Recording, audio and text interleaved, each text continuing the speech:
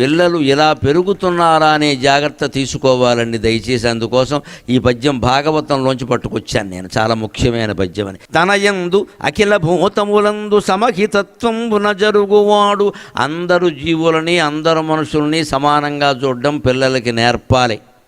వాళ్ళు బయట ఆడుకుంటూ ఉంటే వాళ్ళతో ఆడద్దు, వీళ్ళతో ఆడద్దు, వాళ్ళు మన క్యాస్ట్ కాదు, ఇవన్నీ చెప్పకండి దయచేసి. వాడిని ఆడుకోనివ్వండి. వాడి మనస్సు ఆకాశమంత విశాలంగా ఉంది, వాళ్ళకి మనకి పడదు, ఇవి చెప్పకండి. తల్లిదండ్రులు మన దరిద్రాలు మన అసూయలు పిల్లలకు అంటకట్టకూడదు.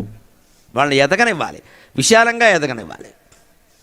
వాడు ఎవరితో అన్న మానయాలను కూడా తర్వాత చూసుకుంటాడు. అక్కడ మనం చిన్నప్పటి నుంచి నేర్పక్కర్లేదు. ఇక్కడ నేను వాళ్ళతో తిరగద్దని చెప్పానా, వద్దండి అలాగా. ఒకవేళ చెప్పదలుచుకుంటే ఎందుకో చెప్పేయండి స్పష్టంగా. వాడికి దుర్వ్యసనాలు ఉన్నాయి, తిరగద్దని చెప్పండి. లాజిక్ ఉండాలి. పిల్లలు లాజిక్ కోరతారండి, మ్యాజిక్ కోరరు. ఇందువల్ల తిరగద్దని చెప్పాలి. అందుకని మన ఇష్టమైనట్టు మన ఆశయాలన్నీ వాళ్ళు తీర్చాల్సిన అవసరం వెళ్ళి వాళ్ళ పిల్లల మీద విపరీతమైన ఒత్తిడి వస్తుంది.